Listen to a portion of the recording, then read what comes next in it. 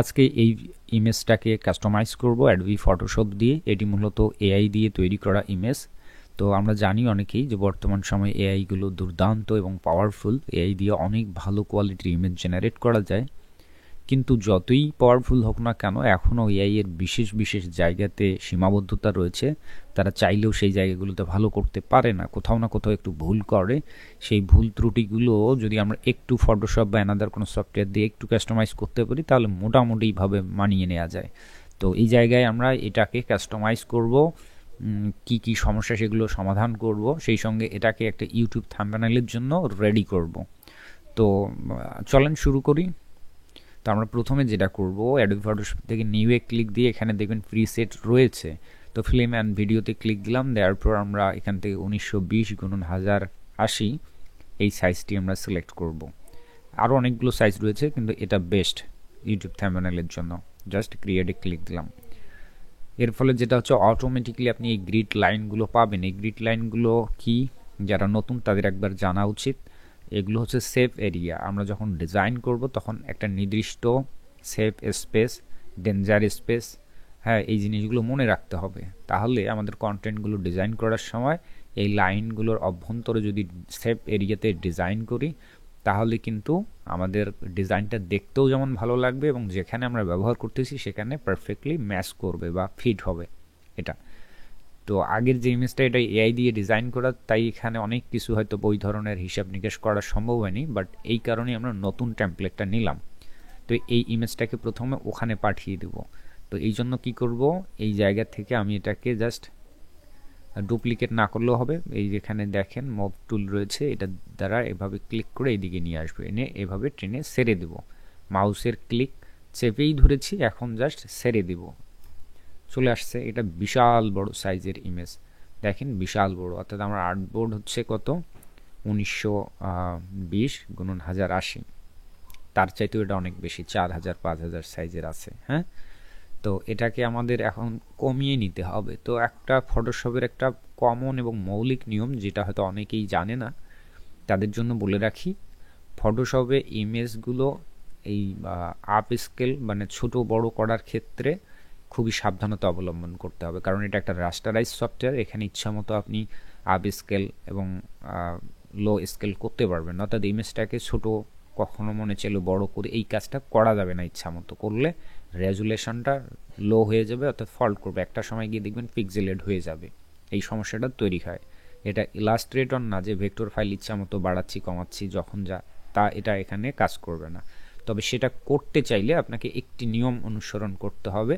ধরুন আমি এই ইমেজটাকে জাস্ট রাইট বাটন ক্লিক করে কনভার্ট টু স্মার্ট অবজেক্ট, ফলে এটার যে রেজুলেশনটাকে লক করে ফেললাম।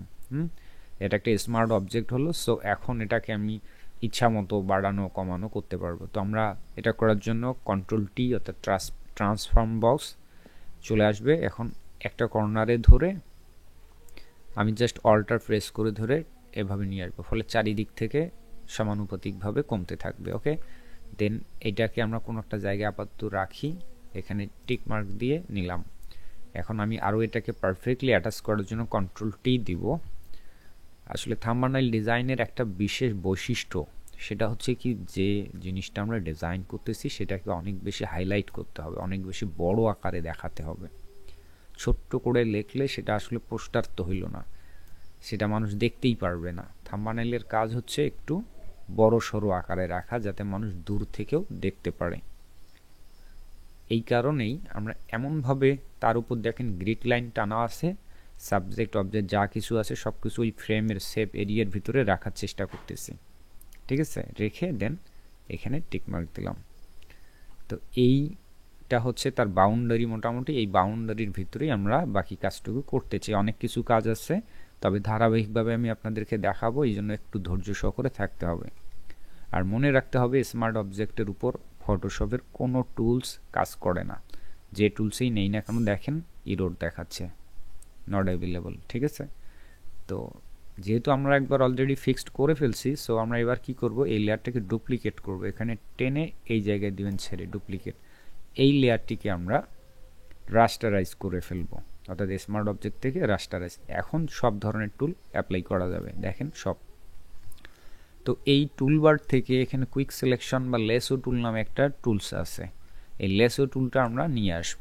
জুম করে নিচ্ছি, অল্টার চেপে মাউসের চাকা বাটনটি ঘুরিয়ে, আমি অনেক কথা বলতেছি এই কারণে আমি সবসময় টার্গেট আমার থাকে যে যারা নতুন হয়তো বা তারাই আমার ভিডিও দেখেন, দ্যাটস ওয়াই এই অতিরিক্ত কথাগুলো বলার মাধ্যমে যে কোনো সফটওয়্যারের যে বেসিক যে বিষয়গুলো থাকে, শর্টকাট বিষয়গুলো, মৌলিক বিষয়গুলো তারা অনেকে হয়তো জানে না, তো তাদের জন্য অতিরিক্ত কথা বলা যাতে তাদের বুঝতে সুবিধা হয়। আর এক্সপার্টরা তো এমনিতেই অনেক কিছু পারে, তাই না? তো লেসো টুল দিয়ে আমি কি করলাম, মার্ক করে দিলাম অংশটা এভাবে। দেখেন লেয়ার কিন্তু সিলেক্ট রাখছি, কোনটায়, রাস্টারাইজ করা। যদি এটাই রাখতাম তাহলে কিন্তু কাজ হবে না। আপনি যে লেয়ারে কাজ করবেন, আবারও একটা কথা বলি যে ফটোশপের ক্ষেত্রে এটা খুবই ইম্পর্টেন্ট যে আপনাকে লেয়ার বুঝতে হবে। আপনি যখন যে লেয়ারে কাজ করবেন তখন সেই লেয়ারটি এখানে সিলেক্ট করা থাকবে এভাবে, ঠিক আছে? এভাবে লক করাও থাকা যাবে না, আনলক থাকতে হবে। তো এটাতে সিলেক্ট করা আছে, এর উপর আমরা কাজ করব।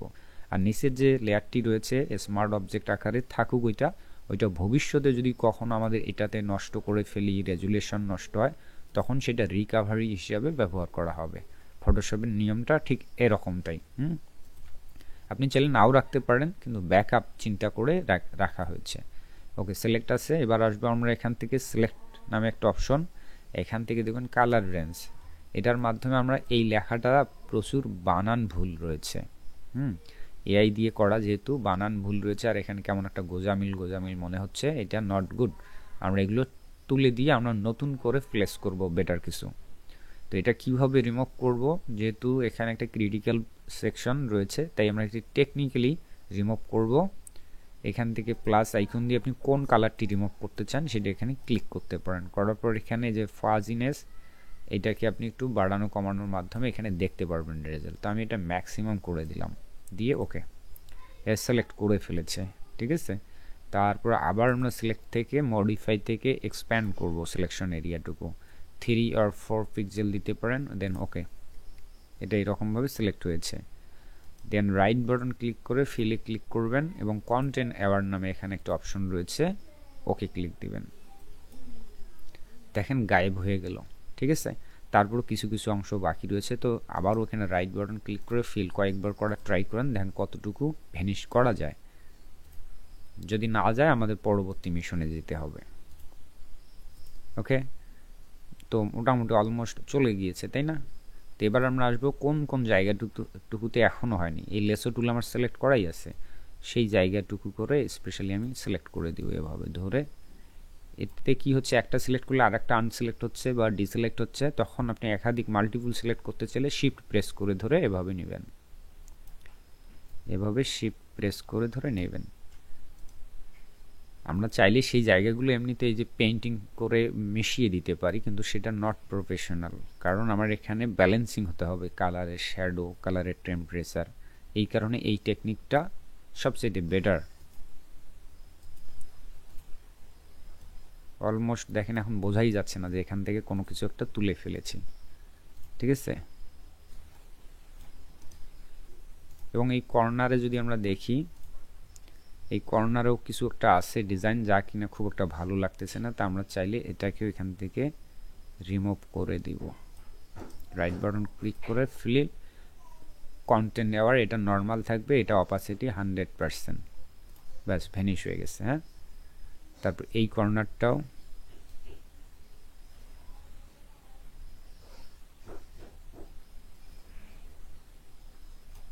ধরে ফিল কন্টেন্ট অ্যাওয়ার।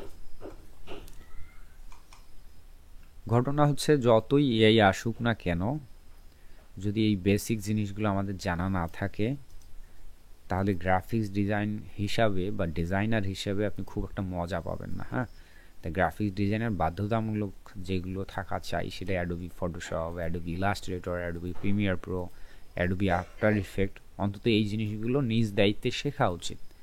তা না হলে আসলে আপনি মানে স্বাচ্ছন্দ্য পাবেন না কাজ করে, মনে হবে কোথাও একটা আপনার কমতি রয়েছে, ঠিক আছে?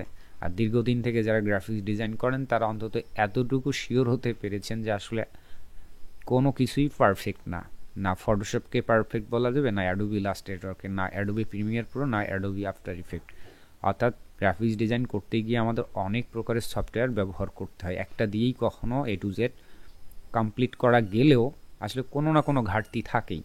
ঠিক ওই রকম হচ্ছে এআই এর বিষয়ও, যদি আপনি ফুললি এআই এর উপর ডিপেন্ড হন তাহলে আসলে আপনি কাঙ্ক্ষিত যে রেজাল্ট আনার কথা কাজের সেটা আনতে পারবেন না। তো এইটার সমাধান হচ্ছে আপনি যদি একটু কোলাবোরেশন করতে পারেন, সমন্বয় করতে পারেন, তাহলে আপনি আসলে সব কিছুতেই মানিয়ে নিতে পারবেন এবং সব সিচুয়েশনেই আপনি টিকে থাকতে পারবেন। ঠিক আছে, এই মুহূর্তে এআই এর প্রচুর ব্যবহার হচ্ছে, এটা খুবই একটা ভালো দিক, কারণ এআই এর মাধ্যমে এই যে কন্টেন্ট আমি বানিয়েছি, যখন এআই ছিল না এটা বানানো সম্ভব না, এটা অবশ্যই কোনো স্টক সাইট থেকে কিনতে হইতো, তাই না? তাই স্টক সাইট থেকে কিনতে গেলে এটার দাম মিনিমাম $10 ব্যয় করতে হতো, অনেক ঝামেলা। কিন্তু আমরা এআই এর মাধ্যমে এটা কুইকলি বানিয়ে নিতে পারি কিন্তু।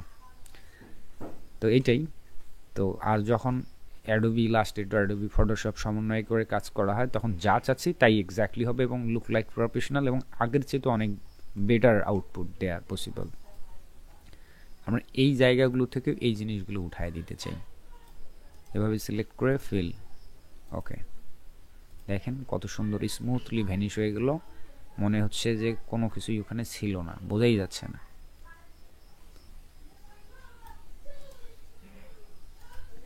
আর এটাকে এক প্রকার মকআপ ডিজাইনিংও বলতে পারেন, ফটো এডিটিংয়ের পাশাপাশি মকআপ ডিজাইনিং। আমরা চাইলে এটাকে যে কোনো বইয়ের নাম দিয়ে আমরা এটাকে নামকরণ করতে পারি, অর্থাৎ বুক মকআপ হিসেবেও ধরে নিতে পারেন, বা কোনো ডিজাইন সেটাও এখন রিপ্লেস করতে পারেন, অর্থাৎ আমরা একটা ডামি বা একটা কি বলে টেমপ্লেটের মতো রেডি করে ফেললাম। ঠিক আছে, তো আমরা এটাকে আসলে একটা থাম্বনেইল হিসেবে ব্যবহার করতে চাই এবং একটি হিন্দু রিলিজিয়াস ইউটিউব ভিডিওর জন্য, সেই ক্ষেত্রে এটাকে হিন্দু ধর্মীয় একটা পবিত্র গ্রন্থ শ্রীমদ্ ভগবদ গীতাতে এটা রেডি করব।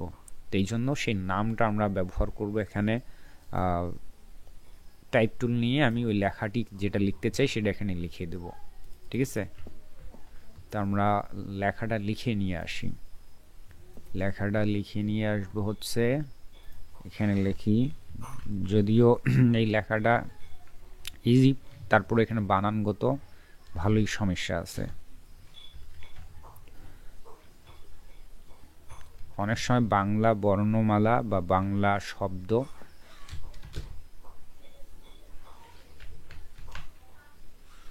শ্রীমদ্ ভাগবত গীতা, যেটা ফটোশপে কাজ করতে গেলে খুব কঠিন হয়ে যায়, ফটোশপে সাপোর্ট করতে চায় না, ফন্ট ঝামেলা করে। তো এটার টেকনিক হচ্ছে, আমি শর্টকাটে বলে নেই, এই মুহূর্তে আপডেট ভার্সন যারা ফটোশপ ব্যবহার করেন সেক্ষেত্রে এই নর্মালি গুগল থেকে বা গুগল ট্রান্সলেটর থেকে যদি লিখে নিয়ে আসেন অভ্র ফন্টে, তাহলেও আপনি সাপোর্ট করাতে পারবেন, খুব ঝামেলা করতে হবে না। একটা সময় ছিল বিজয়, তারপরে বিভিন্ন ধরনের software, Bengali software, Bengali font ব্যবহার করে নিতে হতো, কিন্তু সেই তুলনায় এখন অনেক easy, just copy and paste করে দিলাম, দেখুন অটো সাপোর্ট করেছে। তথাপি আমি দেখাই এখানে কি ধরনের ফন্ট। আমার এখানে বাংলা ফন্ট আগে থেকেই রেডি করা আছে 21-এ, এটা তাছাড়া আরও অনেক অসংখ্য বাংলা ফন্ট আছে, সবগুলোই সাপোর্ট করবে, কিন্তু সেই ফন্টের ভার্সনগুলো ডাউনলোড করতে হবে, ANSI অর্থাৎ NSI ফন্টগুলো নিতে হবে। ওকে, তো এই লেখাটা আমি আনুমানিকভাবে এখানে প্লেস করে দেখতে চাই এবং একটু বড় করে নিতে চাই যে কতটুকু মানানসই হবে, এবং এটাকে ধরে একটু লম্বা করে নিন এরকমটা। ওকে, তো এমনিতে আমি যদি এখানে প্লেস করি তাহলে এটা যে এখানে রিয়েলিস্টিক ফিলটা দেবে না, আমি যতই রোটেট করি যাই করি না কেন রিয়েলিস্টিক ফিল দিবে না। তো রিয়েলিস্টিক ফিল দিতে গেলে আমাদের একটু অ্যাডভান্স টেকনিকে যেতে হবে। কি করব, এটাকে এদিক নিয়ে আসি, এটা টেক্সট লেয়ার আছে, টেক্সট লেয়ারটাকে আমরা রাস্টারাইজ লেয়ারে কনভার্ট করব। আমি একটা ব্যাকআপ হিসেবে রেখে দিলাম ডুপ্লিকেট করে, এটাকে রাইট বাটন ধরে রাস্টারাইজ। ওকে, এখন এটা রাস্টার, ঠিক আছে। দেন এখানে ক্লিক দেব কন্ট্রোল চাপ দিয়ে এই লেয়ারে এই সাদা অংশে, ফলে এটা সিলেক্ট হয়ে গেল। এখন সিলেক্ট থেকে আমরা এটাকে মডিফাই করে একটু এরিয়া বাড়াবো, এক্সপ্যান্ড থেকে 4 পিক্সেল দিয়ে দিলাম, ব্যাস। দেন কন্ট্রোল এক্স, এখান থেকে কাট করে নিলাম, তারপর কোন লেয়ারে কাজ করতেছি সেই লেয়ারটা সিলেক্ট করে নিলাম। ওকে, নেওয়ার পর আমরা যাব এখান থেকে ফিল্টার থেকে ভ্যানিশিং পয়েন্টে চলে যাব। আসার পর আমরা কি করব, এই জায়গায় একটা পয়েন্ট, এই জায়গায় একটা পয়েন্ট এই জায়গায় একটা পয়েন্ট, 4 কর্নারে 4টা পয়েন্ট দেব। দেন আমরা আমাদের যে লেখাটি কপি করা বা কাট করা আছে কন্ট্রোল ভি পেস্ট করব। করার পর এটাকে টেনে নিয়ে আসবো। দেখেন অটোমেটিকলি এই প্ল্যাটফর্মে বা এই তলদেশে এসে এক্স্যাক্টলি ম্যাচ করতেছে। তা আমরা একটু ছোট বড় করে নিব।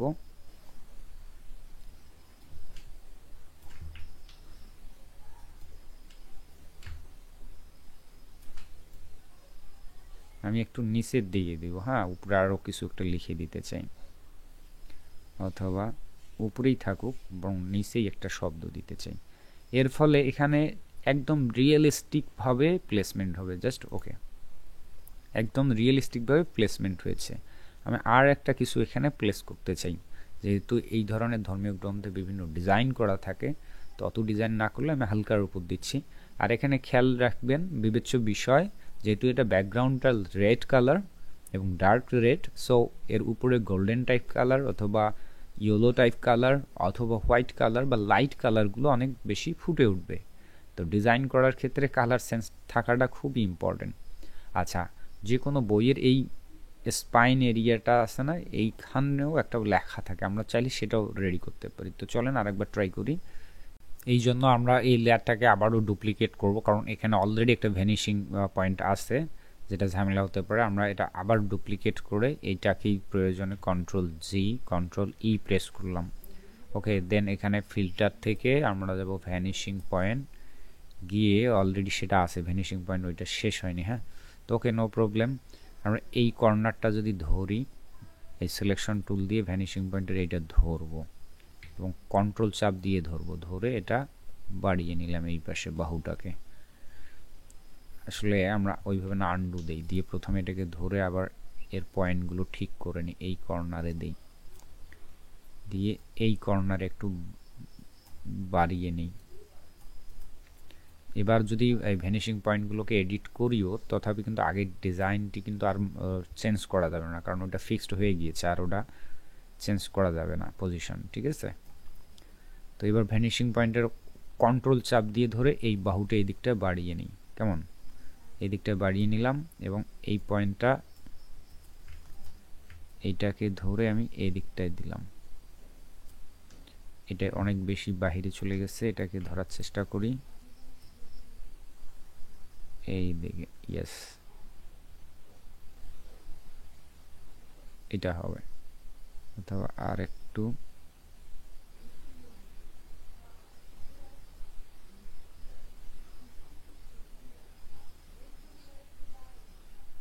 কাজটা সূক্ষ্মভাবে করা চাই। ব্যাস, এই বরাবর রাখলাম। এখন কি করব, কন্ট্রোল ভি দিয়ে ওই আগের লেখাটা আবার পেস্ট করে দিলাম, দিয়ে এটাকে এদিকে টেনে নিয়ে আসি। আনার পর এটাকে আমরা একটু রোটেট করতে চাই, একটু ছোটো করতে চাই। ছোটো করে নিলাম, এটাকে রোটেট করে নিই এইভাবে। ঠিক আছে, নিয়ে এই দিকটায় বসানোর ট্রাই করি। এটা কিছু দেখা যাচ্ছে মনে হয় না। এভাবে ধরে এবার এটাকে বড় করি, এইভাবে শিফট দিলে অনেক বেশি বড় হয়। আচ্ছা, এখানে প্রয়োজন অনুযায়ী আমরা এটা কম বেশি করে নিতে পারবো। এখান থেকে আমরা একটা ফ্লিপ দিই, দিয়ে এইভাবে এখানে বসিয়ে দেব। তাহলে অপেক্ষাকৃতভাবে একটু ন্যাচারাল ফিল মনে হবে। That's it. এটাকে সেন্টারে যদি বসানোর ট্রাই করি, এই দিকটা একটু মাঝ বরাবর, একটু বাহিরে দেখি দেখতে কেমন লাগবে। ওকে, এনাফ আমি মনে করি। এরকম একটু বাঁকা হয়ে গেছে, চাইলে ঠিক করে নিতে পারতাম। আন্ডু, আবারও যাইতে হবে ভ্যানিশিং পয়েন্ট।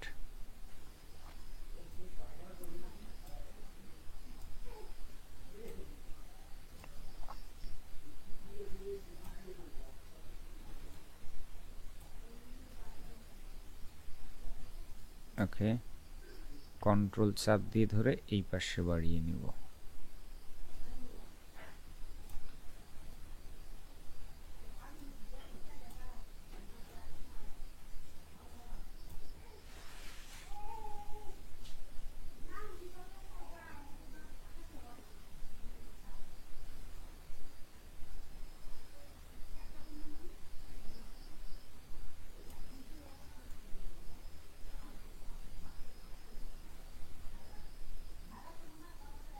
দেখি এভাবে কেমন হয়। কন্ট্রোল ভি আবারও দিয়ে এদিকটায় দিলাম, কন্ট্রোল টি দিয়ে এটাকে এভাবে রোটেট একটু ছোটো করে নিব। এরপর এই দিকটায় এটা দেখাই যাচ্ছে না, হ্যাঁ এই প্ল্যাটফর্মে এসে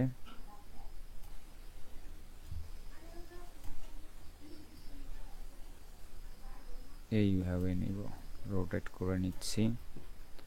তারপর এই দিকটায় রোটেট,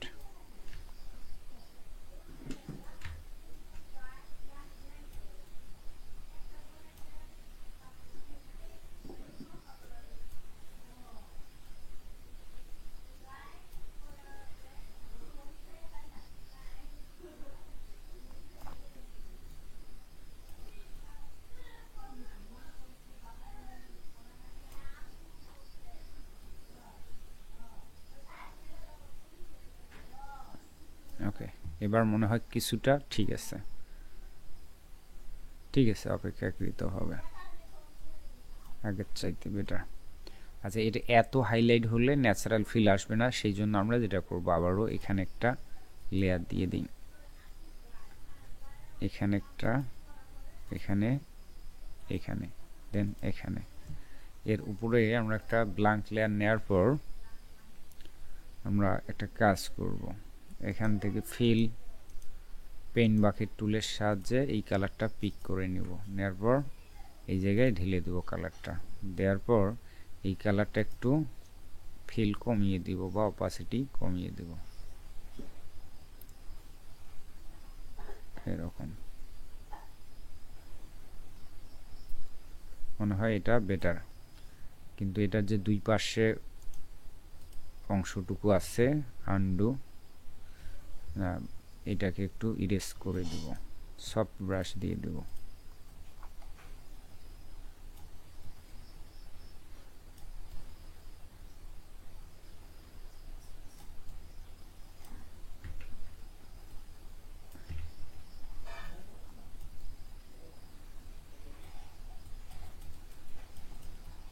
ওকে দ্যাটস ইট।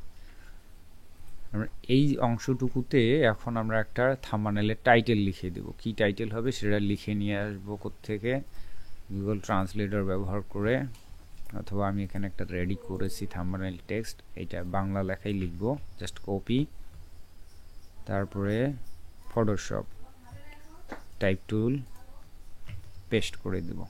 এটার জন্য আর তেমন কাহিনী করতে হবে না, এটা শুধু আমরা ফন্টের কালারটা চেঞ্জ করে দিব, এভরিথিং সিলেক্ট করাই আছে, এখান থেকে লাইনগুলোকে ব্রেক করে দিই,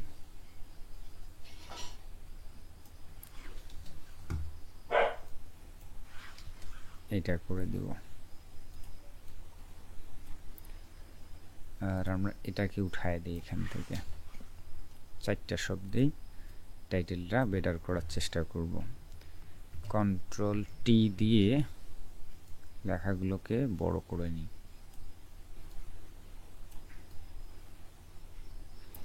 আর এভাবে না দিয়ে দুটো দুটো করে দিলে কেমন হয়, এটাই বেটার হবে।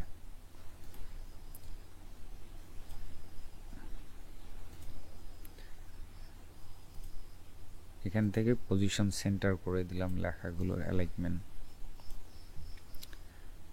লেখাগুলোর এই যে লাইন ফাইলের যে দূরত্বের বিষয়টা রয়েছে, তাই চাইলে লাইন স্পেস কমিয়ে দিতে পারি, বাড়িয়ে দিতে পারি।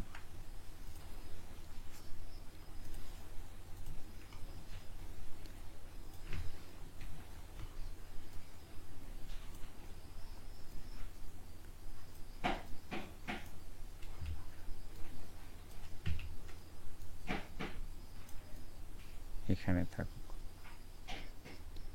তো আজকের মতো এখানেই শেষ এডিটিং, সামান্য একটু করে এডিটিং করলেই এনাফ, তাতে অনেক ভালো একটা আউটপুট আনা সম্ভব।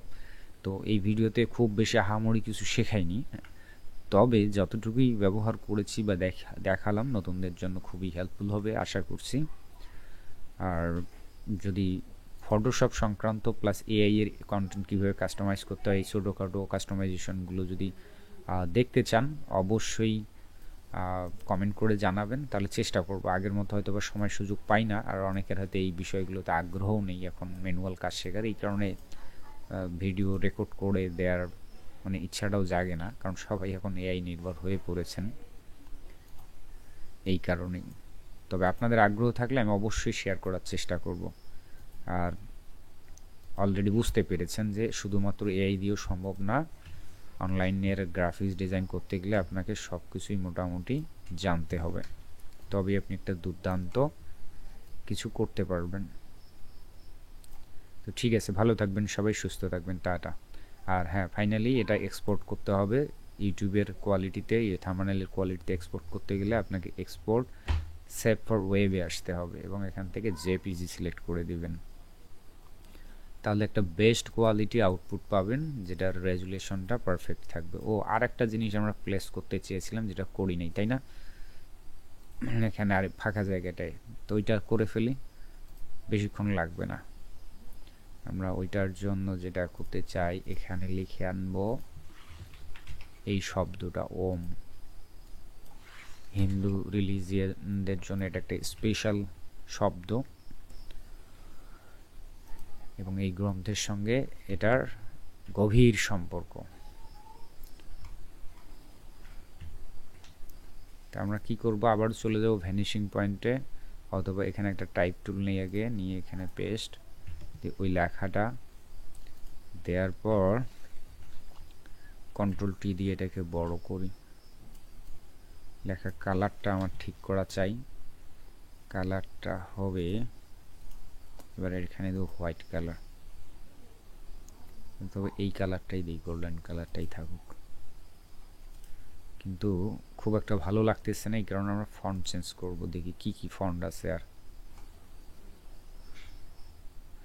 আর কি বলেছি যে এই বেঙ্গলি ফন্টগুলো ভালো শো করবে এনএসআই ফরম্যাটের যে ফন্টগুলো রয়েছে সেখানে।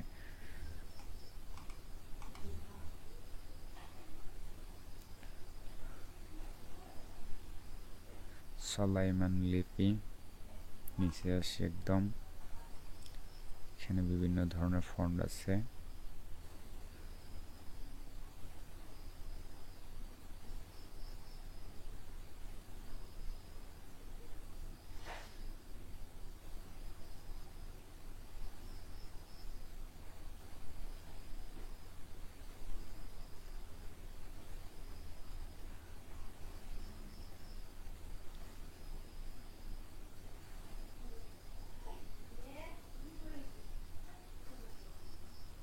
আই থিঙ্ক এটা সবচেয়ে better, narrow type font but অনেক সুন্দর কিউট। এটাকে আর একটু বড় করে নিই, সেম আগে যেরকম করলাম ঠিক সেই রকম রাস্টারাইজ, কন্ট্রোল দিয়ে এখানে ক্লিক সিলেক্ট করে একটু এক্সপ্যান্ড করে নিব, সিলেক্ট মডিফাই এক্সপ্যান্ড 4 পিক্সেল দেওয়া আছে, কন্ট্রোল এক্স কাট করে নিলাম। তারপর কোথায় চলে যাব, ফিল্টার থেকে ভ্যানিশিং পয়েন্ট আসার পর অলরেডি ভ্যানিশিং পয়েন্ট এখানে দেয়াই ছিল নাকি, এখান থেকে এই দিকটা ঠিক করে নিই, vanishing point area.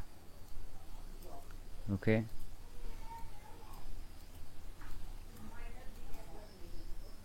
Control V, এটাকে টান দিয়ে এখানে নিয়ে আসবো, কন্ট্রোল টি দিয়ে এটাকে আমরা পর্যাপ্ত সাইজে বসিয়ে দিব, একটু চ্যাপটা করে দিলাম ইচ্ছা করেই, এই পজিশনে রাখবো।